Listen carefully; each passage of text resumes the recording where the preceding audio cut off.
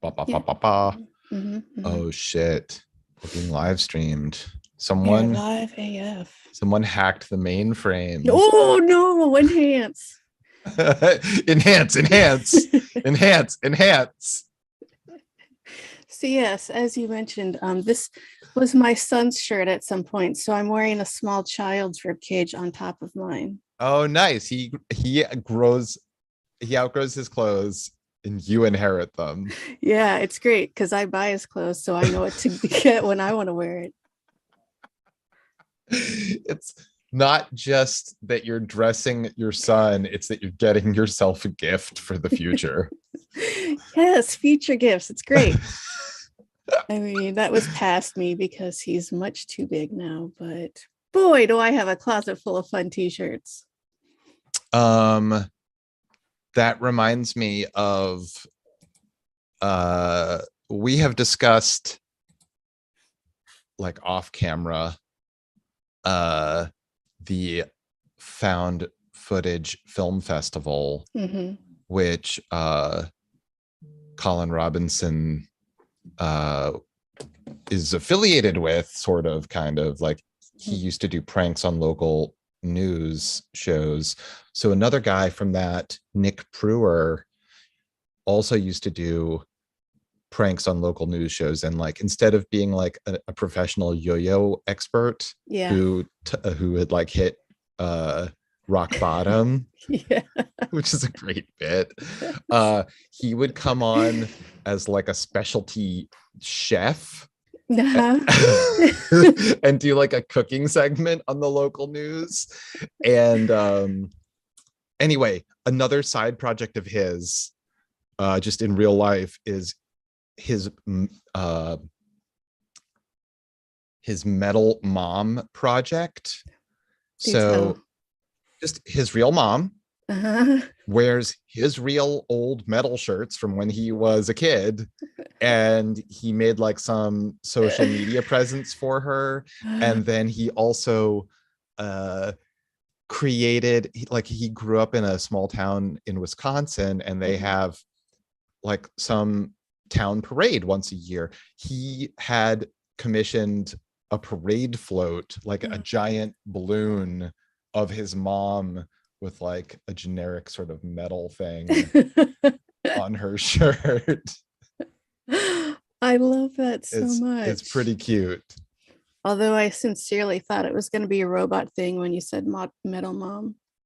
No, no, it's just totally Ooh, what if it was wholesome both? Midwestern stuff. I'm sorry. What if it was both? I Robot mean, metal mom. yeah, there's room in this world for that as well. This is just the other thing.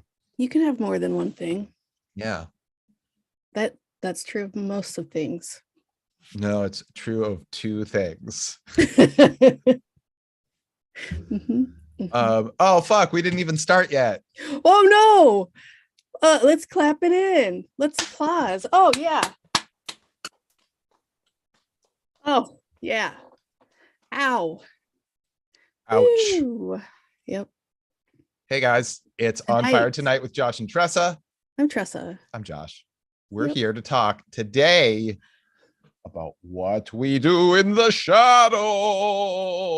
shadows. Episode 6, season 1. Yeah, so if you haven't seen it yet, we're going to spoil it. The episode is Baron's Night Out. Tressa, what'd you think? We just watched it. Yeah, like 5 minutes ago. So fun. God, I love this fucking show so much. Me too. Did you know that my son's name is Baron? I do know that. I did know that. But your son, Mm. It was the show was this episode was all about my son. wait, do you guys watch this show? Did you originally watch the show as a family, and does he appreciate the character of the Baron? He doesn't watch shows with us. He's too old. We're too square for him. But like, okay, well, so I guess this raises the question of, so like, you don't watch any shows together. I guess this raises the question of why are you such a bad mom? Yeah, why are you a terrible parent who hates her child and has many, many times talked about how she hates women as well? Um, why? Uh-huh. No, okay, No. but in seriousness, what is what's like an okay age range for a kid to watch this show? That's And a I good question. and I ask that because I think that if I were a kid, I would be furious if I weren't watching the show at like any young age. But if I were a parent of a kid, I'd be like, well, there's dirty stuff in every episode, and like it's just going to be awkward if we watch it together. Yeah, no. I've been on record with I in general hate sex scenes, and I think it stems with just like 80s had a ton of sex scenes and everything, and I always ended up watching it with my parents, or they would walk in just that time when I was watching something that had nothing to do with that. Yeah, it completely sucks when you are watching Revenge of the Nerds at your grandparents' house and your great aunt Sybil walks in Uh-huh, and uh-huh. there's literally just like tits everywhere. Right. And you're like, what, 10 years old or something. It wasn't like this 5 seconds ago, I I swear. swear to God, this was like about some nerds It was who about math like 5 minutes ago, I yeah, swear. yeah. The heroes of the heroes took a strange turn where they decided to like spy on naked women against like without their knowledge. It's totally wholesome. Yeah, it seemed wholesome. There's like a real like undercurrent of rape culture throughout this that like Yeah, it was gross as the hell. good guys are perpetrating, not the bad guys, as far as I can tell. Sorry.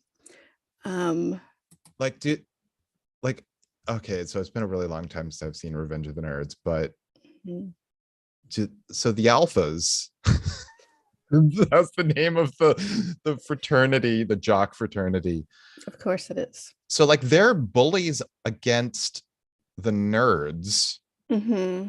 but I don't remember them doing anything rapey with any girls. No, exactly. The terrible bullies were the ones that, I They mean, I have, don't know about respect, but they gave the women enough respect to not rape them. yeah. And also, It's a fucked up world where your heroes, the underdogs, are straight up rapists. right. And we're cheering them on for doing it Like, woo! because Oh my god, wait. Is this big scene gonna end with the nerd pretending to be the jock and having sex with the jock's girlfriend without her realizing because it's like a mask thing, which I guess is like a trope that goes back like hundreds of years to masked balls and stuff, and like you meet your true love and and they real just took it way too fucking far. yeah, they took it way too far. Mm-hmm, But I mm-hmm. think that like I wish that I were smart enough to like cite a specific example, but like if you go back, there's always the trope of the Venetian ball scene, Right. people in masks, like they meet Mm-hmm. under, give a man a mask and he'll tell you the truth is like a famous, is that Shakespeare? Yes, Fuck, it I'm a is. dum dum. I don't even know anything. So my point being, Yeah.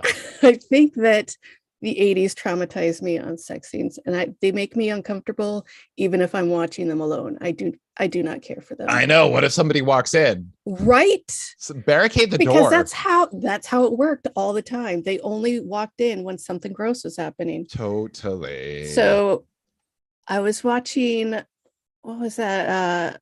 The Nazi movie, Quentin Tarantino. Inglorious Yeah, Bastards. yeah. Never seen it before. It was on TV. And I was like, huh, I'll see what's up with this. And I'm watching it. Oh, this is interesting. Half an hour in, Baron walks in, and then it's just hardcore fucking. And I was Really? like, okay, I don't yeah. remember that. I mean, I Yeah. believe it, but I just don't remember it. He's just pounding her from behind. And I was like, Who this is? some guy, some Nazi to some Nazi lady. And I was like, Oh. that's not what this movie was Oh, is before I that walked like a in. shout out to Ilsa She-Wolf of the SS? Mm. Do you remember the Ilsa Yeah, I series? do.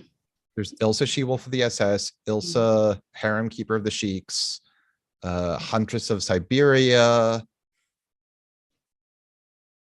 I I don't didn't see any remember. of them, but I remember them No, I don't. existing. I think that I tried to watch at least one of them. I definitely somehow managed to rent one of them as like a kid, bring it home. Oh And, God. but here's the thing, like it was actually so boring. I probably didn't even get to the dirty parts because it's like these shitty exploitation movies were also trying to tell stories badly. Right, right, right. And so sometimes it's worth it to hang in there for like the gold that they'll give you, and sometimes it is not. So I think it was like a very boring episode of Hogan's Heroes. Oh man. And Hogan's Heroes was good. So when it's a boring scene or a boring episode, it's going to be really, really boring. So it's a comedy that takes place in a Nazi POW camp. You said it was a comedy? I mean, it doesn't get funnier. What's funnier than a anyway? Um, I don't think we've talked about this episode At all? one bit yet. So just a reminder for anyone that's tuning in and hasn't seen Baron's Night Out, we're gonna spoil it. We spoil the episode, we talk all about it. And obviously, if you've hung in there this long, you know that we talk about other nonsense, whatever the fuck we feel like. Sorry, and you're welcome. Yeah, and Tressa has a son named Baron.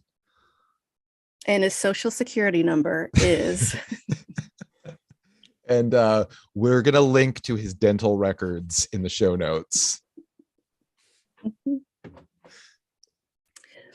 yeah. So how does this episode start off, Josh? This episode, I think it starts off with like they're trying to like be super quiet and talk about how it sucks that the Baron is there. And like Guillermo is pulling the heavy velvet curtains closed to give them privacy, but it's like super squeaking. And it's like, shut him up, make that stop.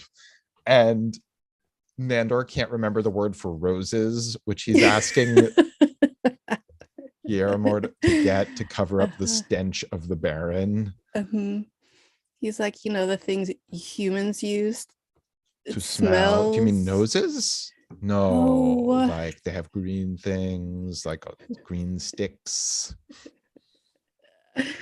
Oh, I love them so much.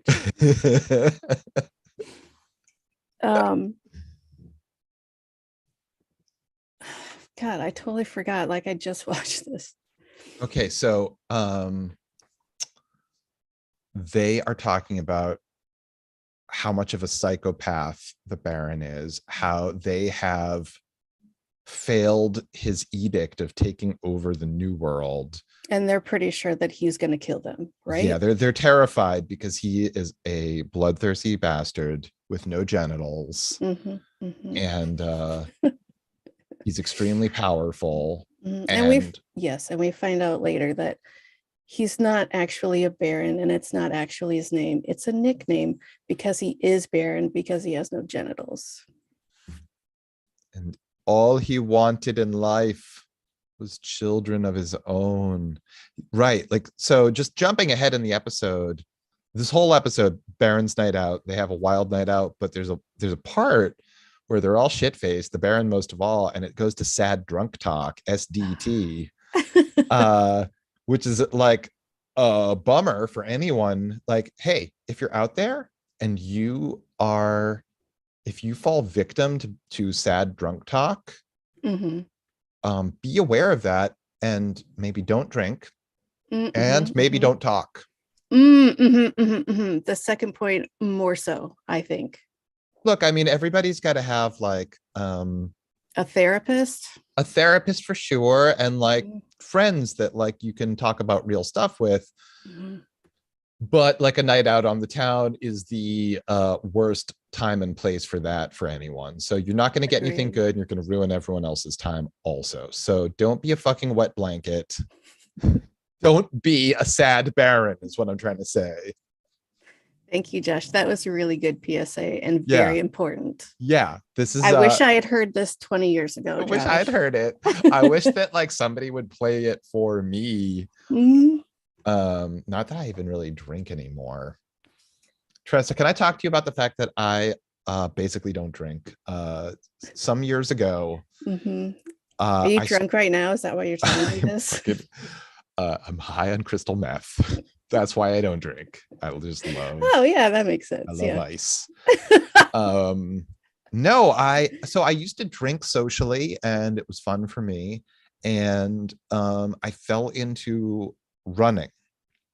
And Ugh. yeah, I know. And it happened kind of inadvertently and it happened kind of by accident. And I increasingly took better care of myself by eating better and stop like I just stopped drinking because I wanted to be able to get up first thing in the morning and feel good and do a run. And so like my socializing stopped and my drinking stopped because I'm not like someone who drinks at home alone. That's not like a fun thing for me ever. That's not fun. It might be fun for some people and I don't want to like Alone? I don't know, like it's just not for me, but like doesn't mean that it couldn't be for anyone. Okay, that's fair. Um anyway, so long story short is I'll have like a drink or two here or there, rarely. So you don't even have a really juicy, traumatizing story. You just wanted to run. Yeah, Gross, dude. Fucking gross. well, I'm in like uh yeah, I mean like whatever. Anyway, do we need to talk about trauma? Is this like is this trauma times? I love to talk about trauma. It's like the same level as drama for me. So give me all the juice and Uh tea. And uh no, I don't want trauma. I'm just kidding. I'm just kidding. Please don't. you don't want to hear about my trauma? No, absolutely Come not. on. What I I've heard, no. I've seen memes that say third base is talking about your trauma. If you're drunk, maybe. Oh, Hey, uh-oh. That's like, is this non-consensual trauma talk? honestly, I don't want to hear about any of my friends' trauma. But if they're going to tell me about their friends' trauma, I am there for it. I don't want Wait, to you know. just want to hear about like secondhand, Mhm. third-hand tales I of don't want to feel trauma? bad for someone that I know. I want to feel like, ooh, this is juicy. I'm not a good person. Apparently. All right. Or a therapist. I'm a bad person. Josh, come on. Okay, wait. So for real, you want to hear secondhand stories of other people's problems because it's like gossip? No, not honestly, but for this bit, absolutely. Okay. All right. All right. Great. Mhm. Well, Yep. yep. So, the Baron decides he wants to go out on the town because he's in America and he wants to have a Oh, wait, wait, grand. wait, wait, wait, wait, wait, Okay, wait, okay, quick, okay, quick, okay. quick, quick, quick back up, just in case anybody hasn't watched the episode yet. Go watch it. Um, You've said this like twice already. I just want to make sure that everybody knows that we're going to make spoilery comments. Are you to say this every 5 minutes?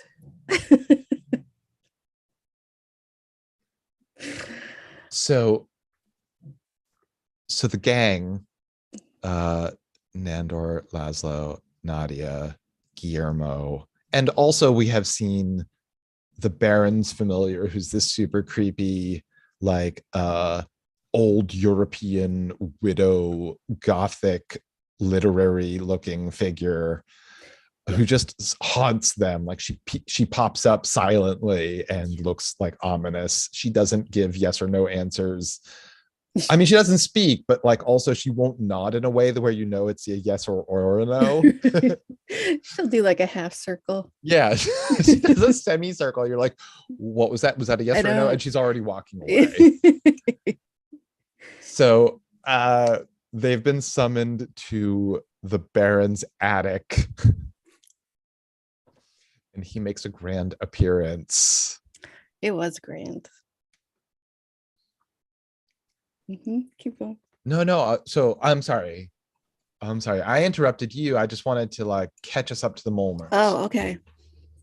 So they're all like, "Oh yeah, let's Well, yay!" wait, before they're even like yay, like he Uh-huh. emerges and they're on edge because they think that he wants to kill them because they're such failures. And before he even starts the conversation, Mm.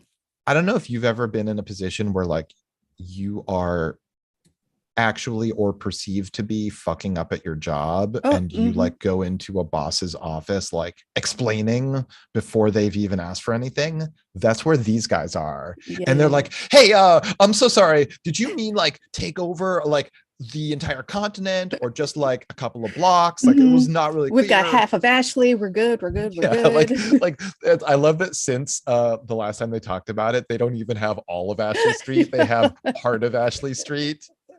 Right. Did they lose half of it or were they just honest, not honest the first time? This is like you know, hey dad, can I borrow 50 bucks? 20 bucks? I don't even have 10 bucks. What do you need $5 for?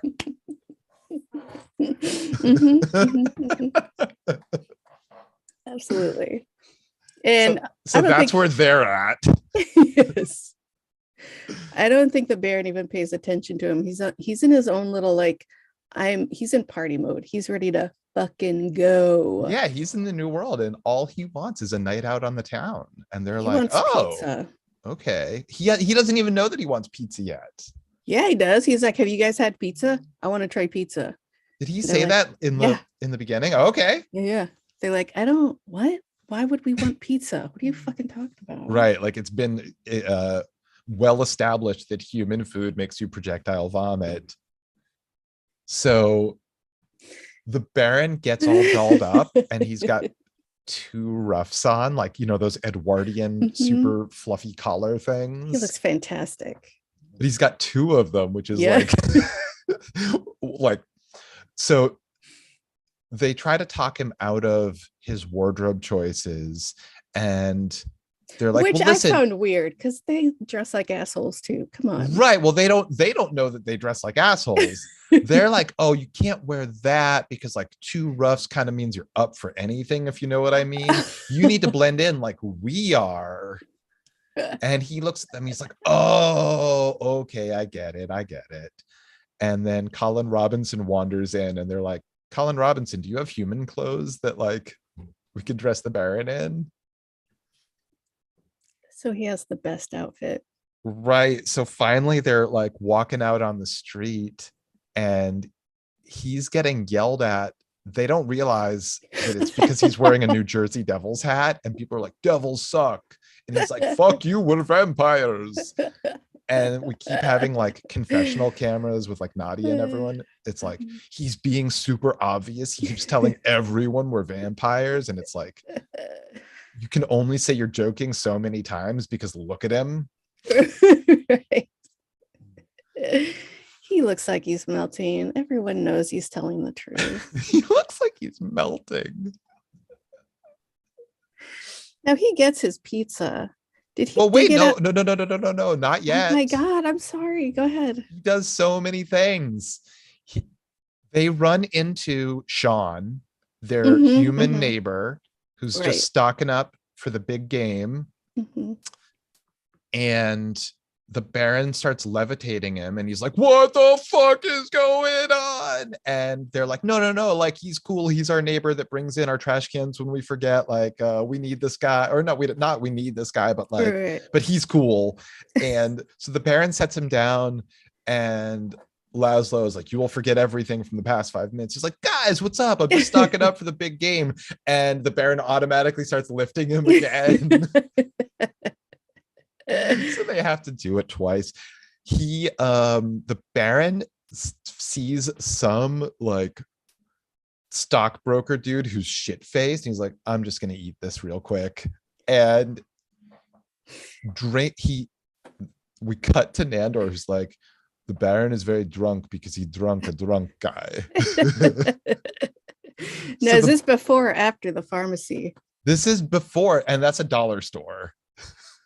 It is? I thought it was a pharmacy. So like a traditional New York dollar store looks like that. Oh, you're not talking about a franchise one. You're talking about an no. So this is like an Mm-hmm. independent, like not everything is actually a dollar. Yeah. But it's super cheap, and I got you. I know what you're talking off-brand about. everything. Yeah. But yeah, it's, you know, super bright lighting, similar to a chain pharmacy or something. Right. That's why I thought. Yeah. Understandable. And he's like, hey, when we take over the world, what was he? Yeah, half these people are going to be dead. The other half are going to be our slaves. That guy's going to be dead. That's going to be my dinner. That guy's going to be our slave. And the guy's like, what the fuck, dude? Yeah, he just points to the like elderly man behind the counter who's like 2 feet away from them and clearly hears everything they're saying. He finds a little squeaky toy where like the eyes and ears pop out when you squeeze. He's like, I have found this gruesome talisman. He's like, shall I haggle with the merchant? So you just put it in your pocket. Laszlo's just like, put it in your pocket. And again, we see the guy behind the cashier's counter. Like, what the fuck? But he has like no reaction, which is even funnier because it's more real. There's no what the fuck. It's just stone face. It's so funny to see a lack of reaction. It's that thing that Russian filmmaker did that experiment with, where you have the actors have no expression, and then the audience will project their own feelings to that actor. That's what I did. That's Eisenstein. Was that Eisenstein? It's either Eisenstein or Vertov. I think it's Eisenstein. Eisenstein did Potemkin, and so he's hailed as like the master of montage for that reason.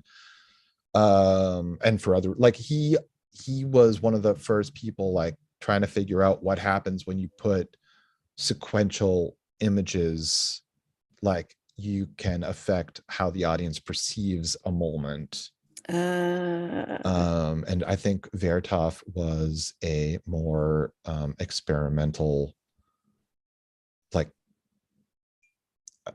I mean, everything was experimental because the art form was brand new, but more abstract in his artwork. I could be wrong about that. I don't know. You went to film school, lady. Yeah, I don't want to talk about it. I hated it.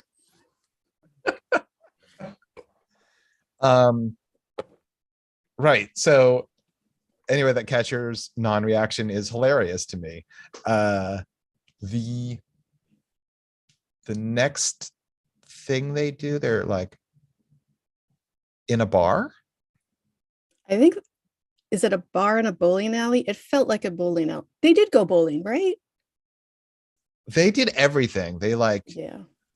They went on like a full pub crawl. Like the first bar they go to, the Baron, who's already drunk from the drunk guy, is like, shots. And so then he walks away and they find him in the bathroom drinking a guy. No, he's got this man completely elevated so that like he's face to face with him, but the man's feet are 12 feet off the ground. He's doing a blood luge. Right. And so like Nadia, Laszlo, and Nandor look at each other like, okay, I guess let's do shots. So they're all getting drunk off of drunk people's blood. That's such a great little detail. I love it so much. Right. I love it. Like, interestingly enough, like human food will make them vomit, but high blood alcohol content will just make them drunk, like the drunk person themselves were. Yeah, it's been digested already, kind of, a little bit. Let's not dig too deep into the science. It's fun. No, I think I need to, because I feel like There've been plenty of vampire movies where they're like sipping a cognac or something. Anyway, Wait, no. No. I mean, Dracula famously says, I never drink wine. I just want them to be, and I feel like visually that should be a thing, but I don't ever actually remember vampires drinking. I think the only thing they drink is blood, blood, blood. It seems like it would get dehydrating after a while. But that's what they, well, certainly for their victims. Oh, uh. Party time. So they end up at the bowling alley. And then I swear to God, Pickles. Yeah. So, okay. So they end up at the bowling alley. That's And when they get sad drunk. Right? no. Before that, the Baron is like, fuck, I'm going to try some pizza. I need to do it. And they're all like, what are you even thinking? Don't do it. It's like such an obvious, like, bad move. And he's like overjoyed to be holding this pizza slice, and you see him bite it. And then, Wait, first off, didn't he get it from the trash? did he? I don't know for sure. Like, I could have sworn he did. I don't remember. Go ahead. Well, it's like no time between when he bites into it and when he's projectile vomiting so hard and so much that it's more than a fire hose, and it sends him flying like over the rooftops. Yes, he's not just flying, but with such force that it's banging him off of different buildings. He crashes down. He's like, you know what? Worth it. Yeah, he's 100% like having a blast. And like, if you've ever been with someone who's like shit-faced and then they puke, but they are laughing their guts off like 2 seconds after they puke, that's the Baron in this moment. It's wonderful. It's like, it's a joy to behold. He's having so much fun. Absolutely. So then they do some karaoke. Yes. Because they're having a blast. They're having a ball. Like the most fun. Yeah. Like Nadi's like, see if they have this totally ancient song that does not exist in modern times. She's like, never mind. I'll do it a cappella. I love her.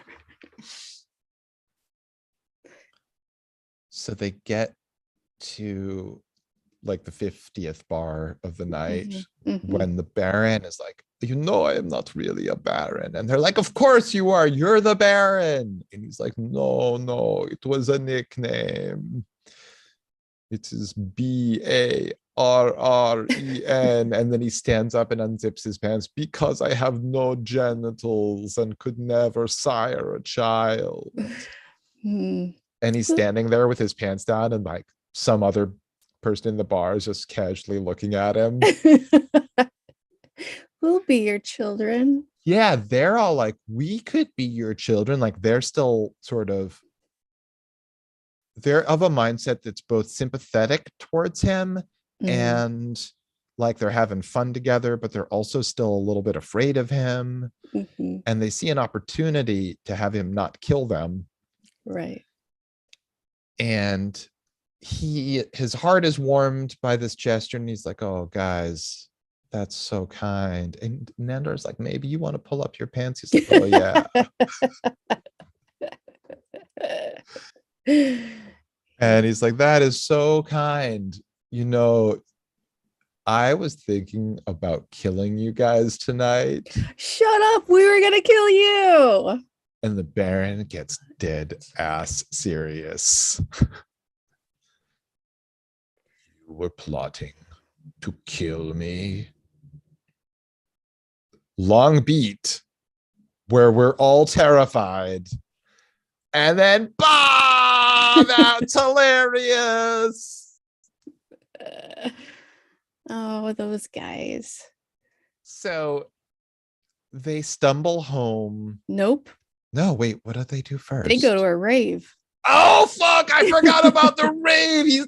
We got the Baron with a glow stick. They all got glow sticks and glow necklaces and glow halos and glow bracelets, and they're dancing like crazy. And now they're high as fuck because they drank tripping blood. Right. Whatever it is that the kids at raves are on, they're on everything. Like we see the strobe lights and the black lights, so like everything's glowing and strobing, and then like the Baron's got blood all over his face and just keeps dancing. What else are you gonna do? Of course.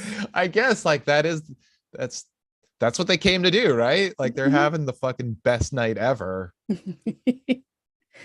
Dude, that looks like a super fun night. Oh yeah, then they go home. So yeah, the sun is about to come up and they're like giggling and just like they're so fucking psyched. They are they let themselves in, they ascend the stairs, and the Baron takes a hard fucking tumble Down the attic stairs. no, not the attic stairs, the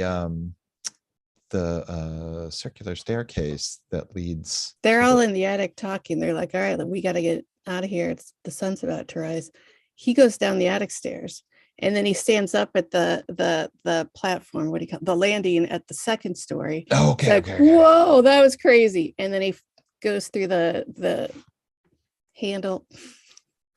He goes through that staircase and lands on the first floor. Right. And that's when Guillermo gets home. But wait, he stands up and he's like, oh my God, I just barely missed the steak. I could have like really killed myself. Yeah. And that's when Guillermo opens the front door holding 2 gigantic bouquets of roses. And the Baron turns to ash. And Colin Robinson walks in just to observe it. It's great. Like what I love most about that moment is that it's such a Final Destination death. Like for yes, like for anyone that hasn't seen the Final Destination movies, which are from the early 2000s, you should go watch them. You should go watch them. They're super fun horror movies where the premise is some people cheated death, but death still wants them, and there's some sort of grand plan, like death is going to get you in the order that they meant to get you, or the reverse order, or whatever. It doesn't really matter. Like there are no answers for it, but every death is treated like a Rube Goldberg. Yes. So like I never thought of it like that, but absolutely yes. Like you see a character and the audience is, you know, this person is in terrible danger.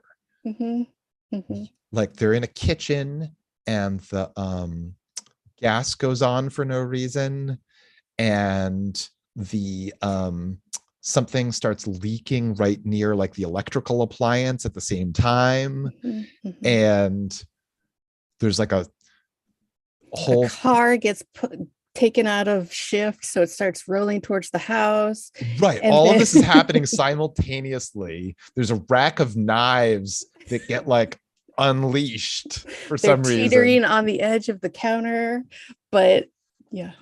It's not even like, will this person die, but how will this person die?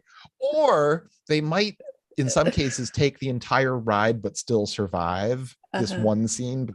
Like, and then something completely different will kill them in the next scene. Right. Something that we've like planted the seeds for but didn't realize it is now gonna like decapitate them, or like just sever them like at the waist, or like the barbecue's gonna explode. Or the tanning bed will explode.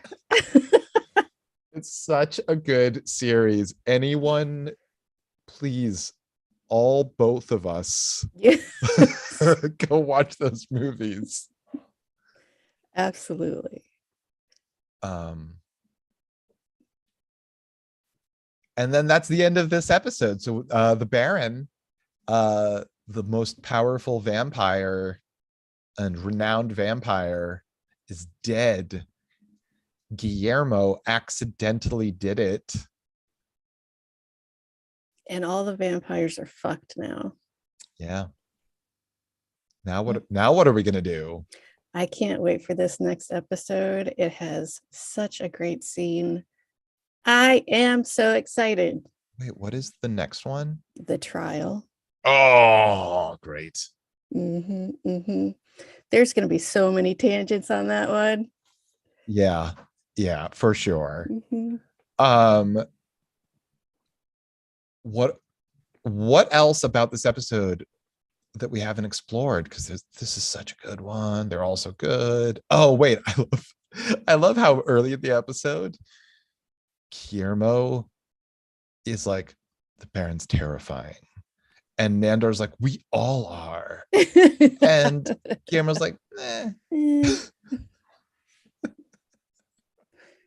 Yeah.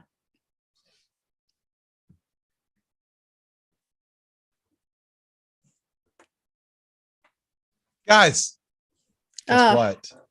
This has been an amazing episode. We talked about Revenge of the Nerds at length. Or at least the rapey parts. We just talked about the rapey parts. There might be some great stuff in that movie, but honestly, it's like it's all been ruined. It's all been ruined. I don't know. I don't remember anymore if there is great stuff. Maybe it's just a homophobic and racist movie with a lot of pro rape stuff. And really, my childhood was a nightmare. Oh, I think the 80s were. Yeah. Oh, well. Fuck. Yeah.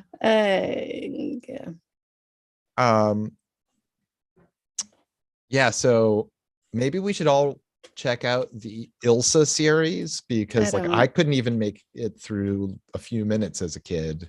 I'm good. You're not curious? No, I feel like the imagery is pretty much the best part about it. Like the movie posters. Yeah. And even those are icky now. Right. Like then it was like campy and kind of funny, but now it's just like it's too real. Yeah, I hear you. But there's like a lot of cheaply made exploitation movies from that era that are actually awesome. Oh, of course. So so watch those.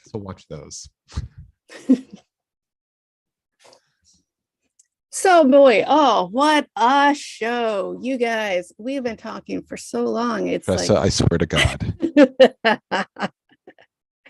It's no longer night and now it's morning time.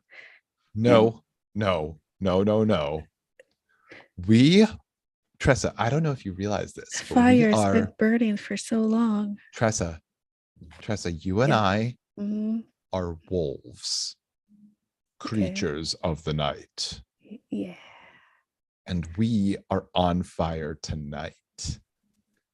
Right, but it's more. No. We are creatures of the night. Creature of the night. Do you like Rocky Horror? No. You don't like Rocky Horror? It's fine, but I won't seek it out. I don't hate it. I don't necessarily dislike it, but I'm not going to seek it out. Interesting. I think it's part of my hatred towards musicals. It's one of my rare exceptions of musicals that I like. I could probably count them on one hand. Yeah, like I can watch it for sure without hating it, but I don't love it. Okay. Was it something you saw as a kid? I saw it in high school with a bunch of skaters in the midnight showing. And the only way to see it.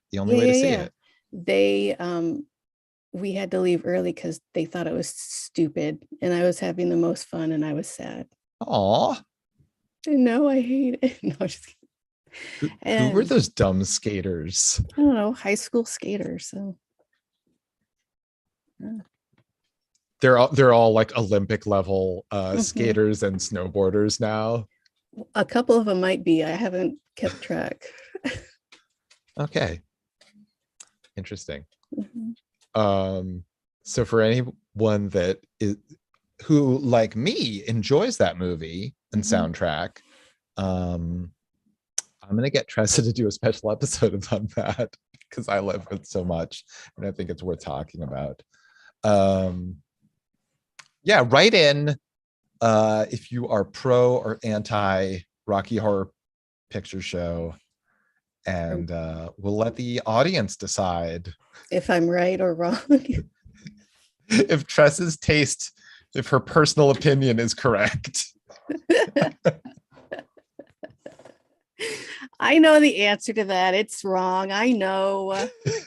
Okay, so you admit you're wrong. It's on fire tonight because obviously. the fire never stops burning. But we've been talking for so long that maybe it's morning time.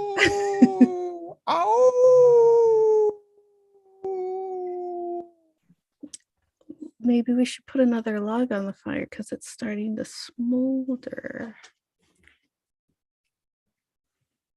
I'm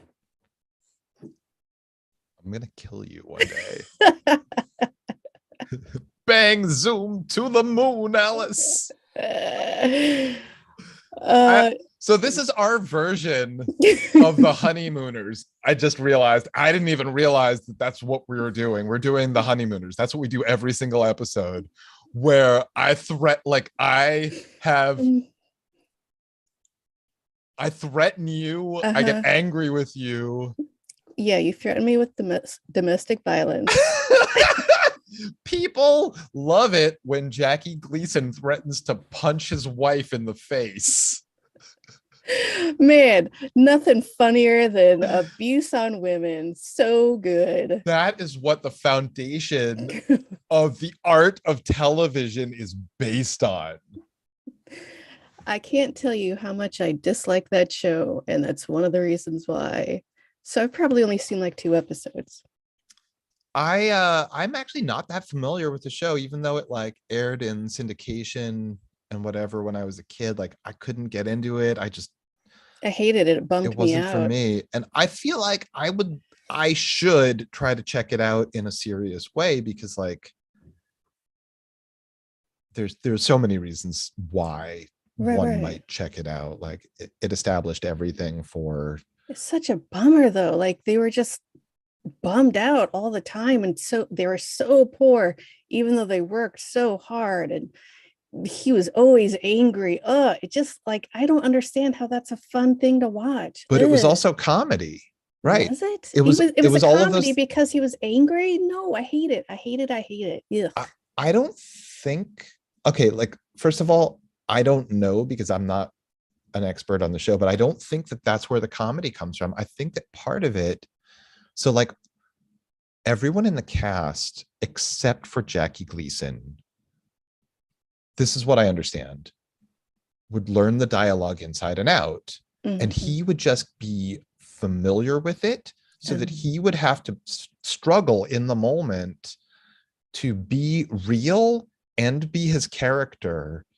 And so that sort of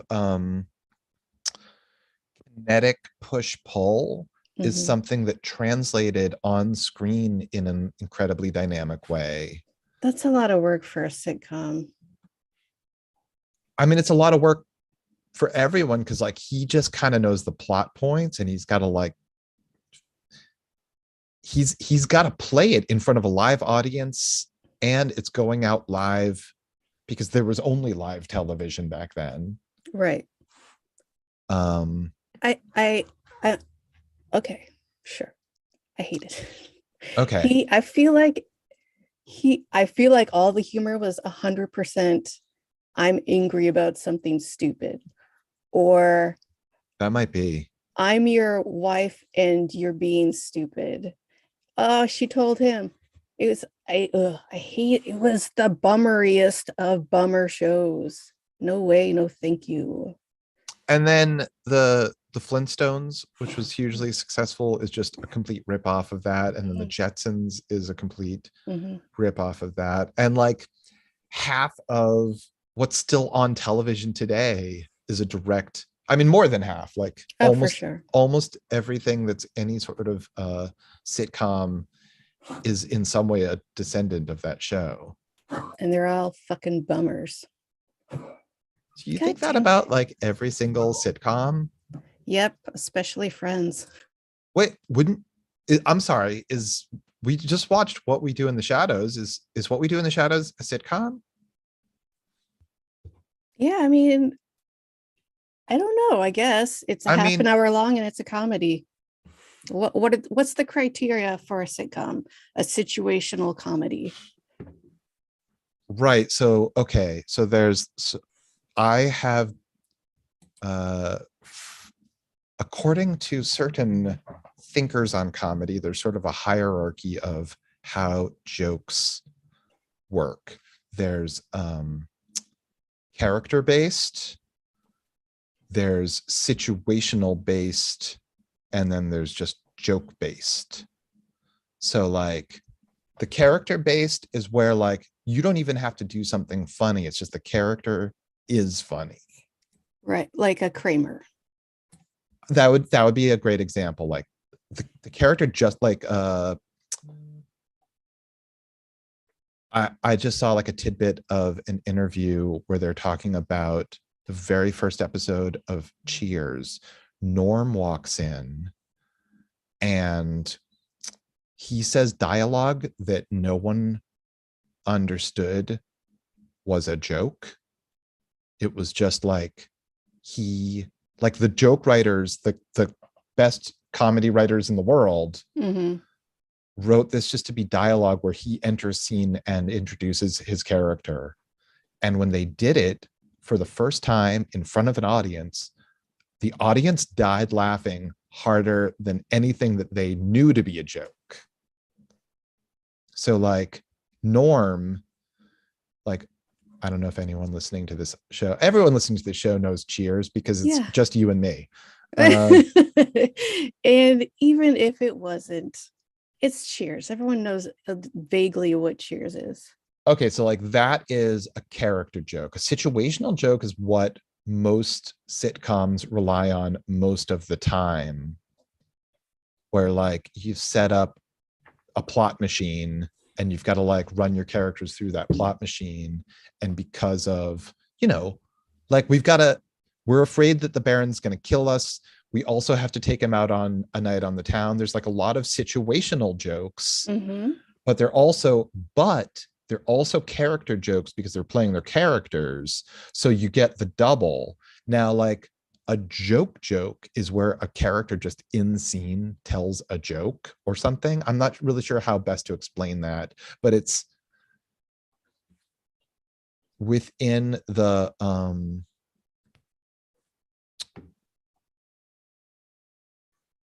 within the way that like a show like this operates. You're not furthering the plot and you're not furthering character. You're just telling a joke. Okay. Some of those, like, and that can be funny too, Mm-hmm. and you could get more than one of those categories out of that. You could get a joke that also furthers character and somehow also furthers the plot, aka situation, whatever. Mm-hmm.